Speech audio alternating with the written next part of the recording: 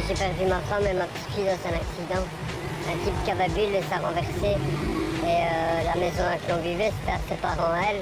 Et du fait qu'on n'était pas mariés, ils ont repris la maison et je me suis retrouvée à la rue du jour au lendemain.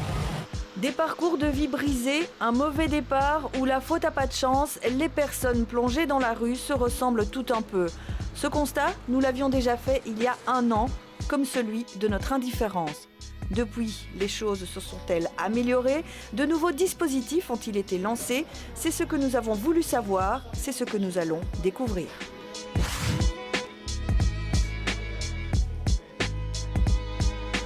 Les différents acteurs réunis au sein du relais social peinent à s'accorder sur un chiffre.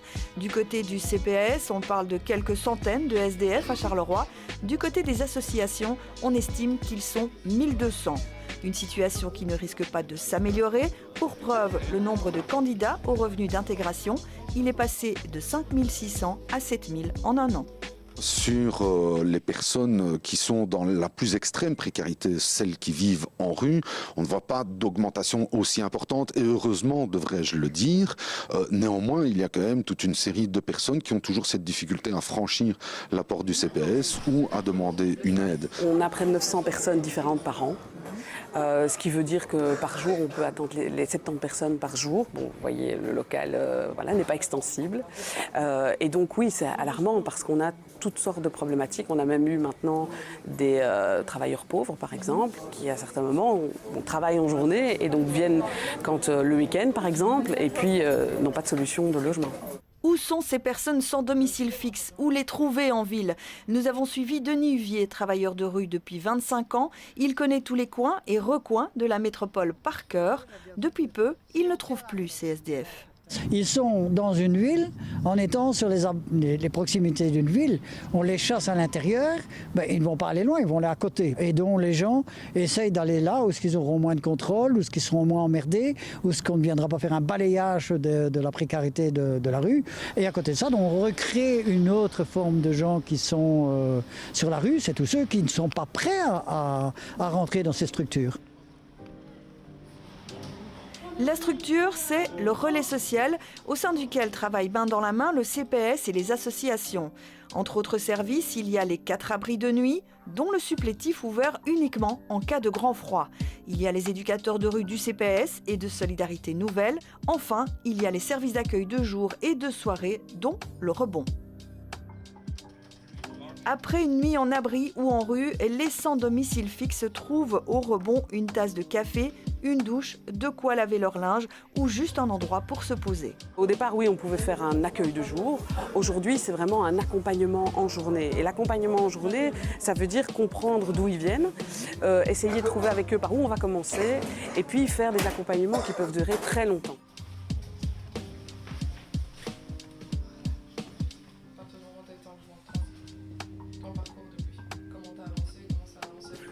Bien, pour l'instant, tu sais, on vient de déménager, donc on s'est installé un peu comme on a pu. C'est pas évident parce qu'il nous manque encore pas mal de choses pour être bien installé en fait.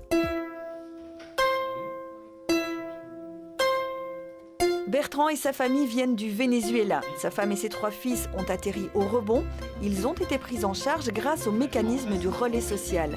Ils ont passé une quinzaine de jours au Triangle, l'abri de nuit pour les familles.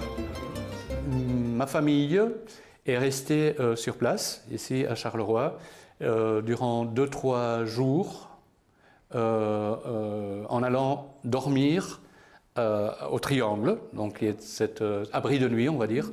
Heureusement pour eux, comme il s'agit d'une famille, donc 3 enfants et la maman, donc ils ont pu quand même bénéficier d'une chambre privée pour eux, qui était déjà comme une certaine sécurité.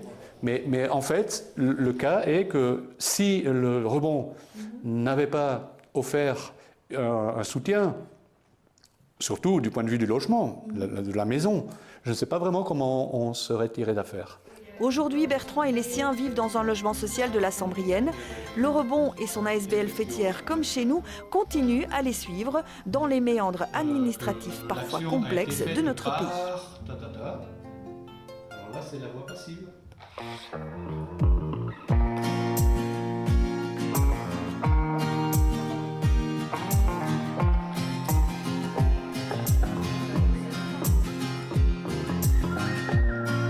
femmes représentent, heureusement, seulement 20% de la population, mais ces 20% ont pour nous une double peine, puisqu'elles sont non seulement en rue, mais aussi femmes. Donc elles ont une fragilité plus importante. Si elles sont là, c'est qu'elles ont épuisé tous les filets de sécurité qui pouvaient leur être offerts jusque-là. Et bien souvent, sont les plus abîmées de celles qu'on reçoit. Un nouveau dispositif a donc été mis en place, un endroit dédié aux femmes, les Fleurs du Bien. Irma et Muriel y viennent encore, bien qu'elles soient sorties de la rue. Il y a 1 an de ci, j'étais à la rue. Le premier jour de nuit de rue, j'étais à Dourlet. Puis bon, après j'ai été au SAS et comme ça j'ai connu le Rebond, j'ai connu le Fleurs du Bien. J'ai d'abord été en maison d'accueil, dirigée par la Croix-Rouge. Et ensuite je suis venue sur Charleroi. Et c'est ici que j'ai d'abord découvert le Rebond. Et ils m'ont proposé de venir de temps en temps ici aux Fleurs du Bien parce que je n'avais vraiment aucune activité, rien du tout. Ce que je retrouve aux Fleurs du Bien, c'est que je peux parler. Parce que bon, je suis tout seul à la maison, j'ai personne à qui parler. L'ambiance, l'accueil, vraiment, et le soutien moral. Ça, c'est vraiment super, quoi. Ça nous apporte vraiment beaucoup de choses.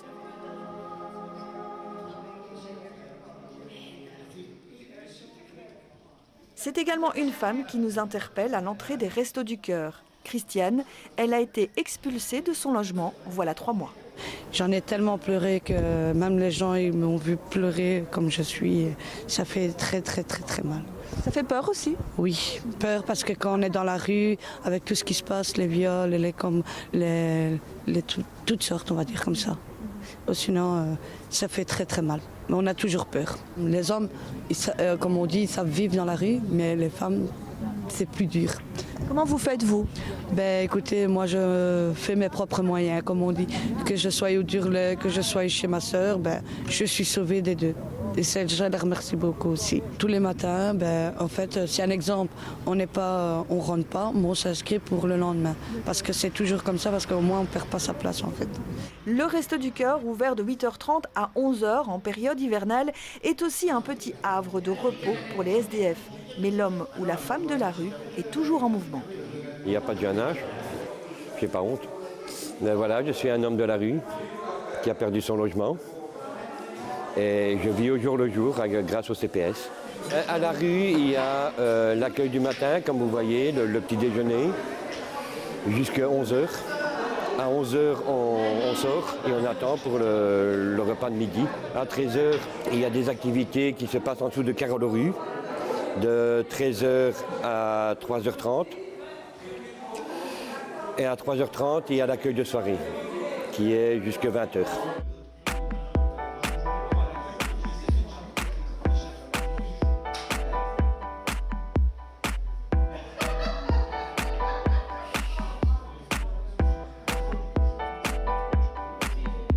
Les éducateurs qui travaillent en rue auraient eu des contacts avec des gens qui accepteraient de fréquenter l'atelier, mais qui n'ont pas envie d'avoir des activités occupationnelles toutes bêtes.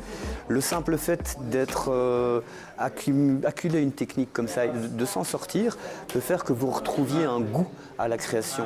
Et qui dit un peu goût à la création, on dit un certain goût de vivre, quoi. C'est un gros objectif, mais on essaie tout doucement d'y arriver, quoi. Je dirais que le côté artistique, c'est la pointe de l'iceberg, quoi. Elles trichent encore, les filles, aujourd'hui.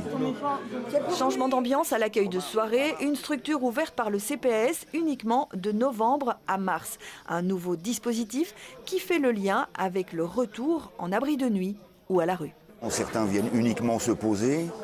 La plupart de notre public sont des gens, j'aime pas le terme SDF, des gens à la rue, qui dorment parfois en squat, en abri de nuit.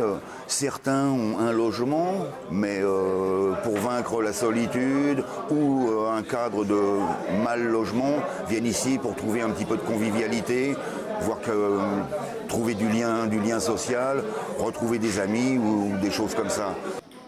C'est le cas de Amar. Il est resté tout un hiver à la rue. Il nous raconte son parcours. Pendant 15 jours, j'ai dormi sur le quai de la gare parce que je ne savais pas où aller. Donc c'est des banquettes en bois, c'est pas très confortable non plus. Donc pendant facilement 15 jours. Parce que bon, au début, quand on tombe à la rue, on ne sait pas où aller non plus pour manger. Donc on se demande où aller, on ne mange pas forcément tout de suite, donc il y a la faim, il y a la fatigue, il y a le froid, il y a tout qui joue. C'est vrai que c'est assez lourd à porter. J'étais en formation à ce moment-là, et c'est un ami qui m'a dit qu'il y avait le CPS de rue, que là-bas il pouvait m'aider. Donc il m'a montré où c'était. Et après, voilà, j'ai été épaulé et aidé.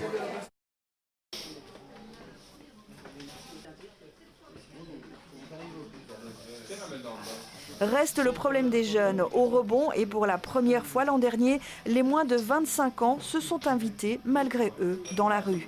Un phénomène qui désarme les professionnels. Il y a un manque de structure d'accueil, par exemple un abri de nuit pour jeunes qui ne pourrait pas être mis en place ou pris en charge par le CPS parce que nous n'aurions pas les subventions, mais qui n'est pas nécessairement mis en place non plus par la Fédération Wallonie-Bruxelles parce que celle-ci manque de moyens financiers.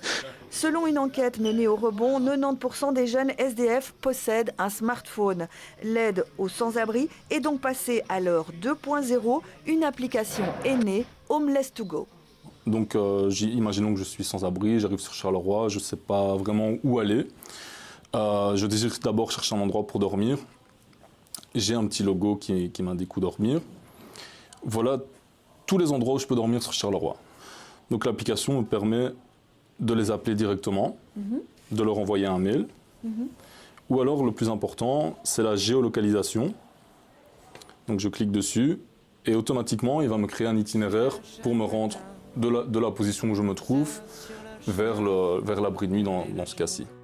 Même chose pour manger, se doucher, laver son linge, prendre un rendez-vous avec un éducateur.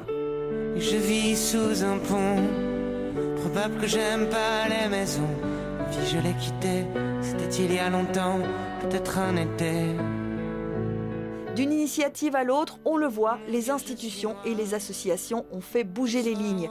Parfois peu, parfois beaucoup, même si le combat, lui, est loin d'être gagné. C'est jamais tout à fait gagné parce qu'on vient de très très loin. Alors oui, il y en a qui se stabilisent, qui retrouvent un emploi, qui est très bien. Il y en a même qui reviennent et qui demandent à des travailleurs de ne pas être parrain ou marraine. Non.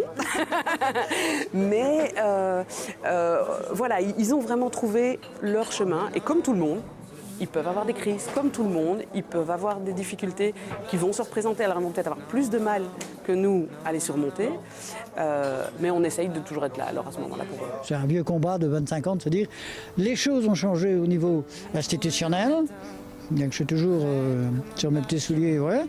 Et alors, mais en même temps, on est en train de faire un retour en arrière terrible parce qu'on retire les outils. On ne veut plus en remettre d'autres, or que nos outils n'ont pas suivi le fonctionnement ou l'aventure. Et donc, il faut absolument qu'on décide de travailler autrement.